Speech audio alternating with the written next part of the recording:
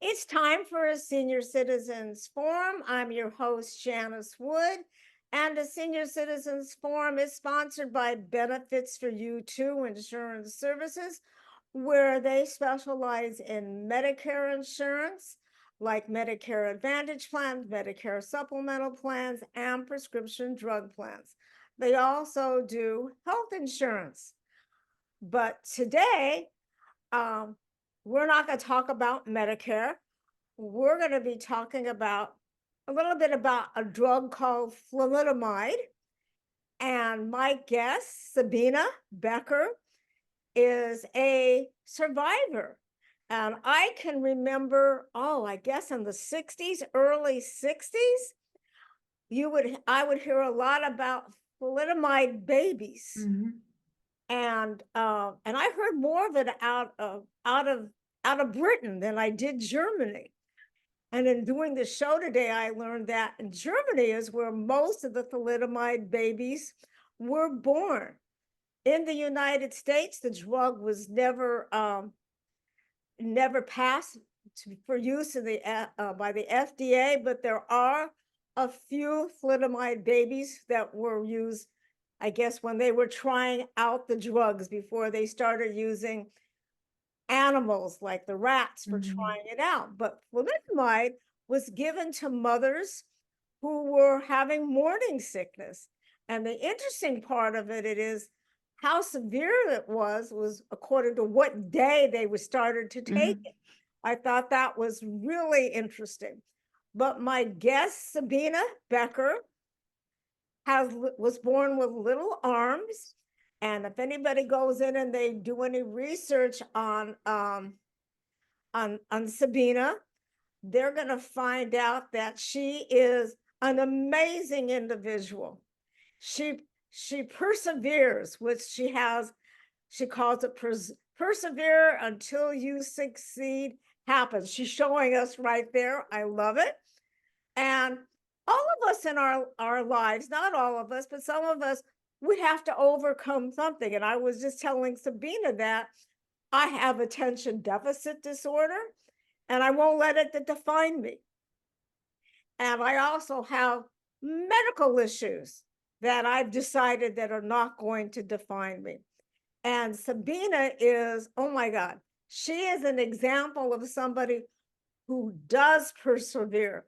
I love it. I have a picture here of Sabine pouring herself some water. I love it. Okay.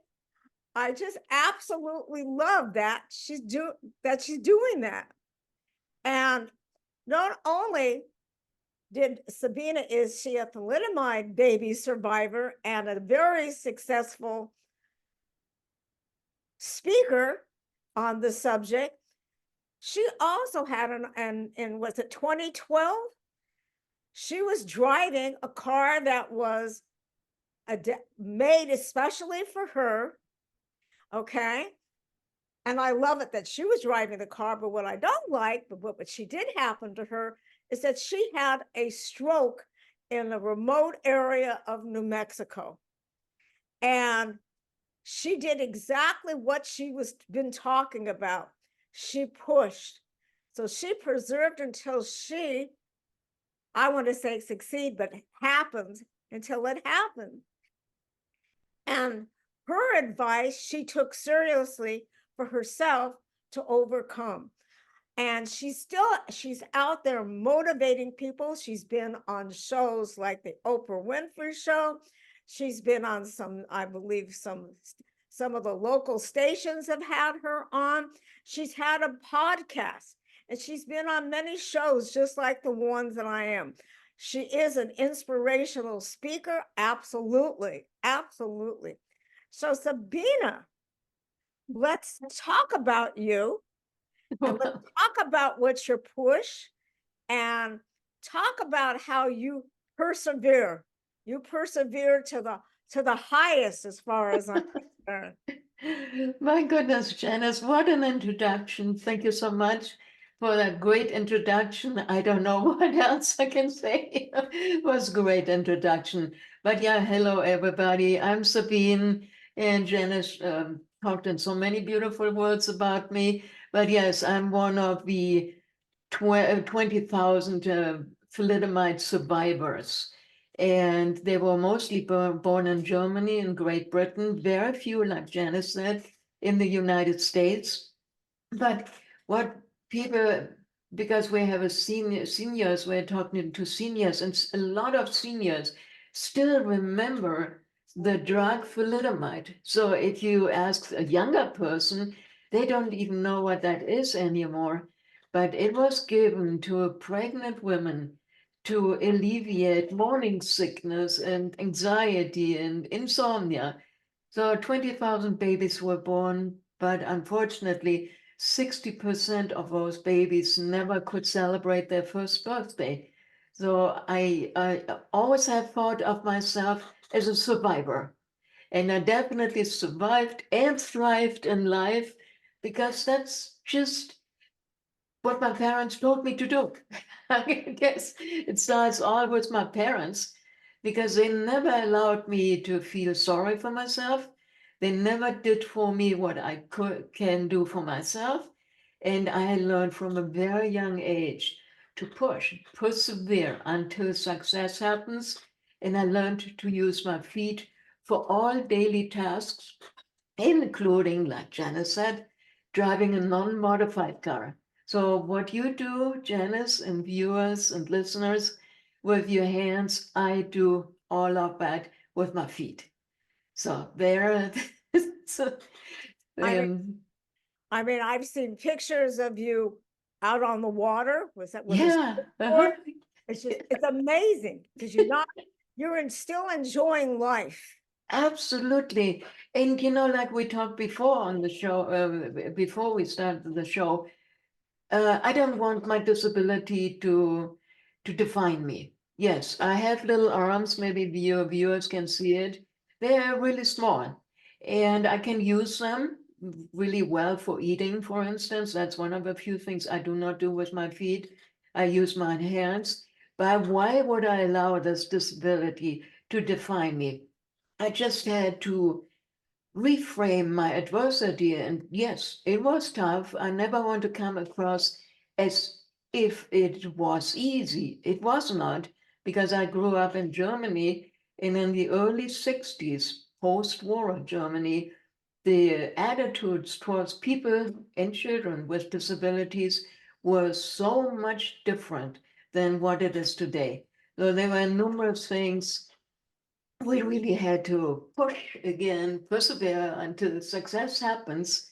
And that's just one of them. I should not have gone to a regular school, but my mother pushed until she found a regular school where they would take me, and I needed to do exactly like all the other students. I was not an exception. I just had to participate at all the classes, which I did because I thought in my mind, I'm normal. What disability? I just never thought of myself as disabled. Of course, then later on that came, like during my teenage years. That's a whole different long story. But as a kid, now I don't see myself necessarily disabled. It's a different ability I have, because I use my feet for all daily tasks. I drive my car with my left foot, the right foot is on the brake and on the gas. And you know what, Janice and viewers, knock on wood. On that one, you might want to knock on wood. I have, in 40 plus years of driving, never had an accident, even on the day, May 17, 2012, you just kind of started to talk about when I had a stroke while I was driving my car. Even then, I did not crash my car. But that came close. That's different long story. Well, Different. How long do you have? oh, I wish we had. I wish we had Yeah, a lot of time exactly. together. It sounds Yeah. like you're full of inspirational stories. Oh my The goodness. rest of us. Uh, So your car is it's been modified to meet your no, not handicap. no, not at all. It's a Not at all. regular car. I drive a newer model of a Sonata, Hyundai Sonata. Okay. But once or twice a year, I go out to Italy, where I'm also at home, and I drive a little Fiat Cinquecento. So no, I have my left foot on the steering wheel and the right pushing the gas or the brake, and that's just how I learned to drive. I Years ago, when I was very, very young, I had a modified car, but that's expensive. And so I've taught myself how to drive with my feet, and now I can drive any car as long as it has an automatic gear shift. There. Oh, I mean that's great because driving a car is a source of independence. Oh, yes, absolutely, absolutely. And after the stroke, I had to relearn everything. I couldn't walk, I couldn't speak, I couldn't do anything for myself. And after exactly 360 days of pushing through rehab, occupational, physical, and speech therapy, I could not say one word. I love to talk, as the viewers, listeners can tell. You probably can tell it too. I'm a chatty thing, but I couldn't speak. I could not say one word, and that took over. Well, yeah, 360 days, but then I still was in speech therapy for another few months. It was, I mean, the stroke really left me, And it, and so I learned to speak, and all my other languages. I'm fluent in German, French, and Italian also. And all the other language came back to me again. So it's everything was gone. And I don't know, the brain is a miracle. The neuroplasticity is miraculous. How we can fix our brain, how our brain can find different pathways of doing things. And it's I'm going, I can barely speak English and how many language do you speak? four, four. Four. Okay. Yeah. Uh-huh. And all four of them have come back to you. They came back and nobody knows how. But once I had my words in English again, which took over 1 year, Okay. and then they just came back again. It's like you turned a computer back on that's rebooting. I'm telling you, maybe there's a neurologist listening somewhere who could I, explain this, but I can't. I'm just happy that it happened because I love languages. I love chatting with people from different cultures. And yeah, so it was really interesting. I just finding this subject so fascinating Yeah. because I mean, because English is, I don't know if it's your second language, but it's My not second. your birth language. Okay. No, And that came back first before, yeah, say, the German. right. Because I speak English every single day. It's my second language, yes, but I have spoken it when my son and we came to the United States in 1988. So long time. So even before I spoke already English, my parents really put a lot of value on education and foreign languages. That was one of the things they really pushed. Yeah. You're a living example of push. And one of the things with her push is that, and we're going to talk about a little bit later on, is your book. I love it. Yeah. You Yeah. know, what's it called? Rebels. Give us the name of that. It's Yes. The book's name is The Rebel's Guide of a Power to the Power of yeah, Push. the Because the Rebels Guide rebel, to Push. yeah, rebels, because I've seen my entire life to defy adversity, to push against it, and just to be a rebel and not allow adversity to intimidate me. That's why I picked exactly that title. It describes me. I'm a rebel. Just ask my mother. She will be happy to tell you what a rebel I Well, really am. I mean, it's just amazing. So tell us more about push, persevere until you said success happens. Tell us more about what that means and Right, how that's helped not only you but other people. I've seen right. testimonials that people have given you, but tell our audience what this means and how it's helped you and others. Absolutely. This is a lifestyle for me. Push is a lifestyle. It's almost like a philosophy, but I didn't always know that. Uh, until the stroke, I didn't know anything about push. I thought, yeah, I can get by, I can go through adversity. But when the stroke happened, that was such a massive wake up call. And then I realized that I always had the ability to disregard adversity and to believe in my ability to succeed. And I always believed in that I can transform adversity into just opportunities for growth, that adversity doesn't always need to be this curse. When I was a teenager, I thought adversity is a curse. But as I grew up, adversity is not a curse. It can be a gift, or it can be a valuable opportunity to personal growth, to professional growth, if we do not give up.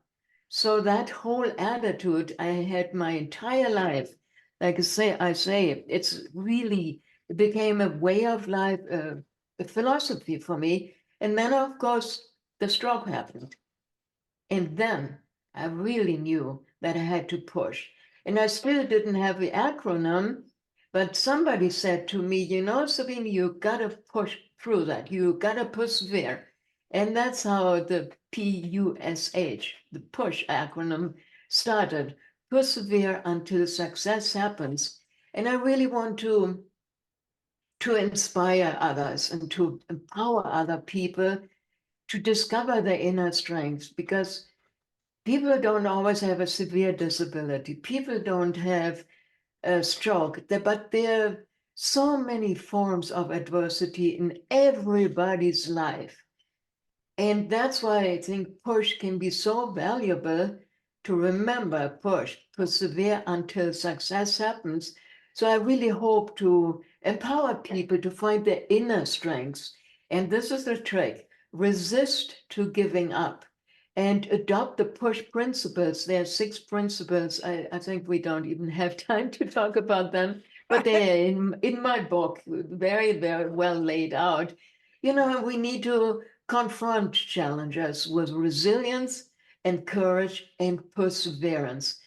And I really do believe very strongly, no matter what your adversity is, the push principles can help you. And then I want to say, I think every single journey through adversity starts with hope. And hope in this world is really super important. I mean, I don't know about anybody else, but I'm finding you to be so inspirational.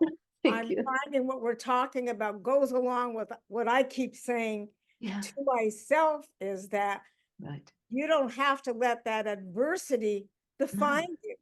no, no, I mean, you I really know, don't. yeah, Yeah, I know I had a stroke, nothing near to the severity.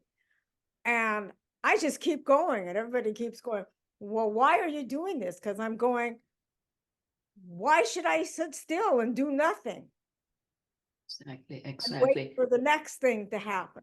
Oh, no. No, Why should you not sit still? Really quick, I know you, we are on a timeline here, but purpose, purpose, purpose, purpose. My purpose is to inspire people to push against adversity. Your purpose is different. And people have to find purpose in life and not wait You have to find to. Yeah, absolutely. purpose is real important to have. I know my purpose is like I in a different way want to help people and provide them information. Yeah. But in a different way. And I have found my strengths. Mhm. One of the things that I have to do right now is that we need to take a break for our sponsor, and we'll be back. Here at Benefits for You Too Insurance Services, we believe knowledge is power when it comes to selecting the correct healthcare and Medicare insurance.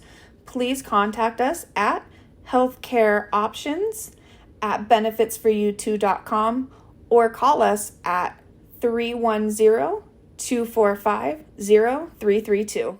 Well, this is a Senior Citizens Forum. I'm Janice Wood, your host, and I'm here with Sabine Becker, who she's amazing. If you haven't been listening to us, she is a thalidomide survivor, as she said. Absolutely. She had fabulous support from her parents for her to keep pushing on. And she's come up with something that's called Push, and she calls it persevere until success happens. And she's written a book, which we're going to talk about in a couple of minutes. But real quickly, the thalidomide babies were born. Most of them didn't make it past to their first birthday. And she was lucky she was born with little arms. And if you go online and you research her, you're going to find that she's amazing. But what else that makes her amazing, even with this handicap that cannot be corrected, she had a stroke in 2012, and it took her a year to get back to where she was happy with, and another few months. And I love the fact that she speaks 4 different languages, and all of that came back. It's amazing. And she's an inspiration. So when they say that she's an inspirational speaker, oh my goodness, she absolutely is. And thank you for sharing with us all the what you've gone through, what you persevered, and reaching out to help other people, Yeah. which is lovely. It's a great thing that you're doing. So Thank you. tell us about your book and how we can find it. Mhm. And the book is called The Rebel's Guide to the Power of course, Push. Yeah, of course. And how can we find your book, and tell us about the book and why you wrote it? Excellent question. I wanted to write a book when I was 20 years old. And quite frankly, I'm glad that I didn't write the book, because now in my very early 60s, I have all that wisdom behind me, and I feel it's a really powerful book. It's a fusion between memoir and self-help book, because of course, I introduced myself as a thalidomide survivor and then later on as a stroke survivor. I talk a little bit about my son, how it was when my son grew up and the challenges we both encountered. Um, and then I get really into the push mindset, because it is so important to me, because I have this mission, I have this purpose in life to help others. And that's why after my stroke, developed the persevere until success happens mindset, because I feel so strongly about the reframing, limiting beliefs. Because if I had grown up thinking, oh my God, I'm such a poor little girl. How am I ever going to succeed in life? Oh, no, my parents told me you are going to succeed in life. You are going to go to college. You are going to make something out of yourself. And so I just believed that. It wasn't always that easy. But all in all, I really did excellent for myself and my son. Today, believe it or not, Janice, he is 40 years old. I couldn't be more proud of him, and I have little grandchildren. But back to the book, I'm really talking about how to reframe limiting beliefs and how we need to take action. Because when adversity happens, people, me included, we just kind of freeze, thinking, oh my gosh, how are we going to get through that? And that's very real. I saw myself for a while as a stroke victim. I don't even like to say the word, but yes, I did consider myself at first as a stroke victim. But then I reframed that into no, I'm a survivor because I survived a stroke while I was driving a car. And I mean, that in itself was so amazing. And taking action, the book is packed full of tips how to take action when we are in this adversity and how to persevere and how anybody, regardless of what adversity they have, transform that adversity into meaningful opportunities by using perseverance and purpose. That's my favorite, purpose and hope, because we need hope. I think today the world is a very interesting world we live in, and we definitely have to find hope these days. And the book talks a lot about hope, but mostly about having purpose and how to persevere and how to reframe our adversities into beautiful opportunities and not be afraid of adversity, because you know it and your viewers, your listeners know it. We will have adversity. It doesn't matter who we are, how rich or how poor we are, what nationality we are, we will have adversity. Yeah. And that's why I give all kinds of tools of how to overcome this adversity, and not just overcome, but come out as a thriver, which I think is so important, a thriver who has purpose in life. And that's what the book is about. And you can find the Rebels Guide to the Power of Push at Amazon under my name, Sabine Becker. And I will send I'm gonna Janice a come link. back and let's come back and talk about how to find you on Amazon. Right. Leads Yeah, me to it's time to talk with hopefully. Wash about best ways to best ways. Oh God, I've gone blank. Okay, how to beat scammers and hackers with Arash. Okay, Arash. So last week we talked about what scamming was. So this week let's talk about how to protect yourself from from those scammers. Okay, thank From you for those- having me again. For the scammer we talked about, so briefly to refresh the memory, scamming was when they try to connect your valuable information, banks, emails, social security, all these things. Now, how do we protect? Number one, we talked about it last week too, passwords.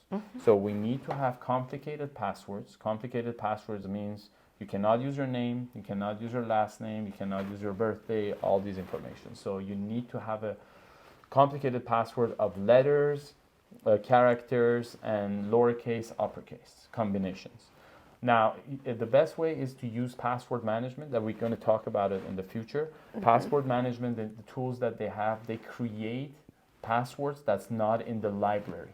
What it means not in the library, because hackers use a library to retrieve passwords, because they have library, they go to each word and all these things. So the library is like a book. It's like a book. They just go to a combination of names, numbers, all these Okay. things to get it with software, but the password management prevent that. So that's number one, password. Number two, we talked about it many times in the different shows, but multi-factor authentication. Multi-factor authentication is very, very important to set it up. If you asked us 20 years ago, what security we need, we would say password. Those days, people didn't have password for Wi-Fi. Everything was available, but password was critical. Right now, it's 20 years ago. Only having password, it's not secure. So you need a second layer, which is multi-factor authentication. It can be text, it can be app, it can be email. Those are the ways of multi-factor.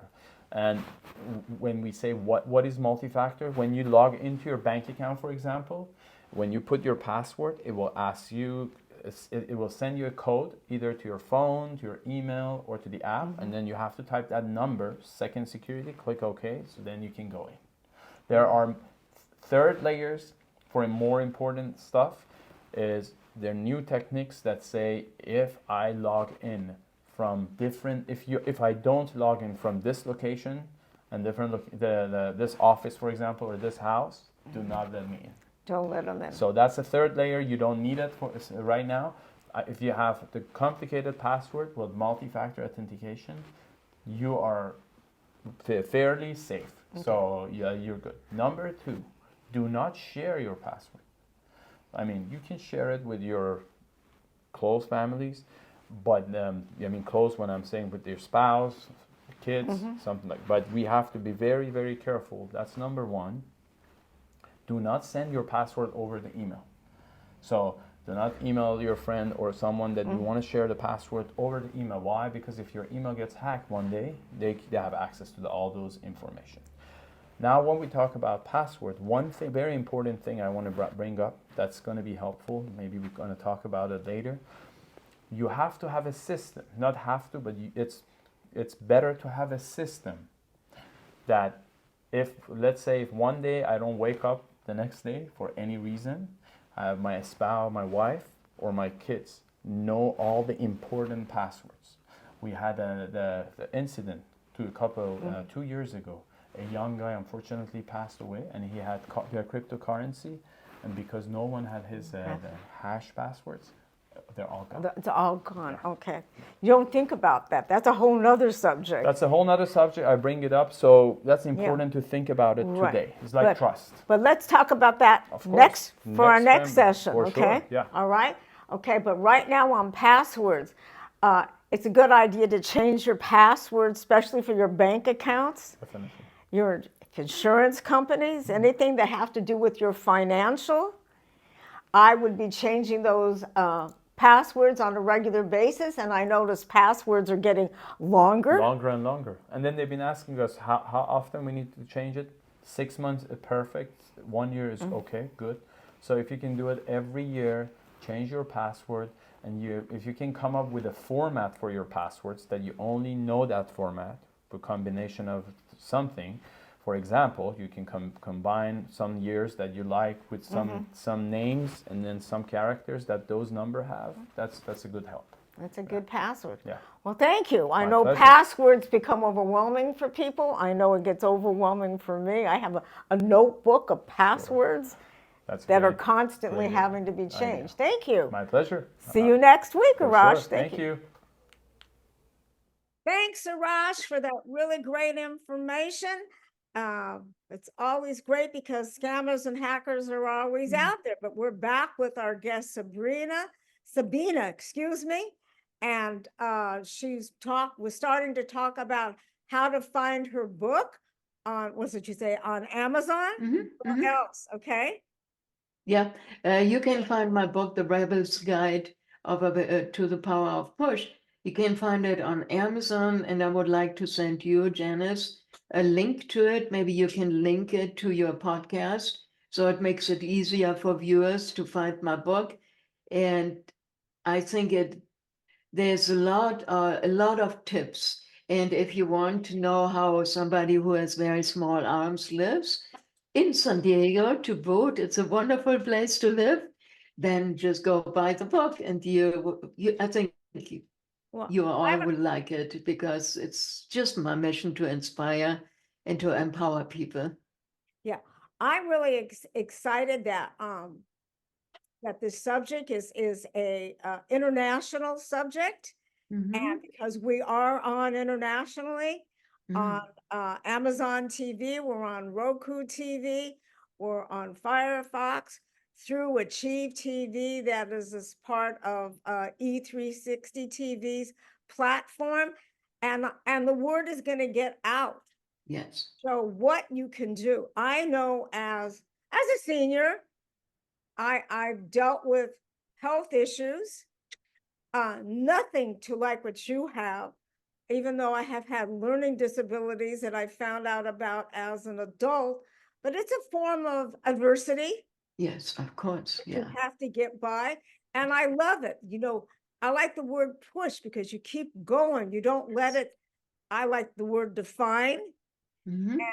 And you have not let your adversities, and you have a major one, that instead of sitting there saying, I have small arms, I Hmm. can't do this, Hmm. you said, yes, I can do this. Yes, absolutely, absolutely. And I believe it. I think that's one of the secrets. Uh, if you believe, you have that self-belief that you can do it. Sometimes we don't always know how to when we encounter adversity, Right. but I know I can. I just have to find a different way. And that it's really fascinating how that works. And again, it comes down to the push mindset and really believing in yourself and resisting the urge to give up, because giving up in many, many ways is much easier than push. But I want to give your viewers and your listeners, and hopefully my future readers, a roadmap to uncover, to unearth their inner strengths in the face of adversity. And everyone has inner strengths. Absolutely, absolutely, absolutely. I think we all have it, but sometimes it's just really easy to kind of sit there and just like, oh, what just happened? What am I going to do with this adversity? Like when the stroke hit me, I woke up a week later in the neuro intensive care unit, and I thought, oh my gosh! And when I heard I couldn't walk, I couldn't speak, I couldn't do anything for myself, I thought, oh, now what? Is my life over? It's easy, of course, when we're in this incredible adversity, it's really easy to forget everything we know. But we need to push, we need to pull ourselves up and to push until that success happens. For me, the success was to walk again. And by the way, just one of my goals, I set for myself to finish the Los Angeles 26.2 mile marathon, and I finished it in March of 2019, 26.2 miles. That's amazing. Yes, push, that's all I can say. I mean, To- you look, I have all these things going on in my head, and I'm going, the brain is amazing because yes, you can rebuild it. Okay. yes, absolutely, You absolutely. can, but it takes work. And I love the word persevere right Yeah, there. You have to persevere. You can't yes. use your adversity as a crutch not to succeed. Right, exactly. Yeah, and I'm not going to sit here and say it's easy. It's really not. Because Yeah. we, in this life, many of us want instant solutions. But, you know, going through adversity, often no instant solutions. Sometimes we just have to grit our teeth and push through that adversity. But That's the rewards are incredible. I never thought that I would ever finish a 26.2 mile marathon in Los Angeles, but I did. I never thought I could surf, on the surfboard yeah. here in Del Mar, here by San Diego. I never thought that either, but I did. It's just, it's a mindset. I mean, it's amazing. It's just, you did a marathon. You used to go out and surf. I, Yep. I everybody, you have to go on her website because Yes. she has all these pictures of these amazing things. And I have to go back and say to your parents, instead of them feeling sorry for themselves, Yeah. Yeah. which is a common thing for Yeah. parents to do, Right. they, for somewhere within them, found the right thing to say to you. Mm-hmm. And they have the strength to, as a child, say, yes, you can succeed. Absolutely, Maybe not absolutely. those words. I know it wasn't in that words because I don't speak German. Okay. Yeah, yeah. But they were still able to install Mhm. in you that you shouldn't feel sorry for yourself and go Right. out and do it. Absolutely. That And makes that's the mindset they gave me. And that was probably one of the biggest gifts I could ever have received, because I know plenty of people in my situation who didn't have parents like that. And it turned out differently. They had a harder life, and it's really all about the push mindset and not giving up and believe in your ability to succeed. And that's what my parents instilled in me. And that's what you're sharing with the rest of us. Absolutely. That's Yes. wonderful. I think somewhere down the line, I would love to have you come back and see what accomplishments you're still Absolutely. doing. And this has been so much fun. Oh my goodness. Thank you Yes. so much for, I'm so honored to have you on the show because to me, you're like, I can do this. Yes. And you are Absolutely. doing it. And Absolutely. you've written a book, you're out Yep. running marathons, Mm-hmm. you can cook for yourself, Mm-hmm. you're I an do. independent person with that has a major disability. And you're Yeah. not letting it stop you. And I hope others watching this have gained the same thing I've gained from this. Other people I know have, because I've read some of her testimonials that she's had Mhm. from people. Yeah. Thank you so much for coming on.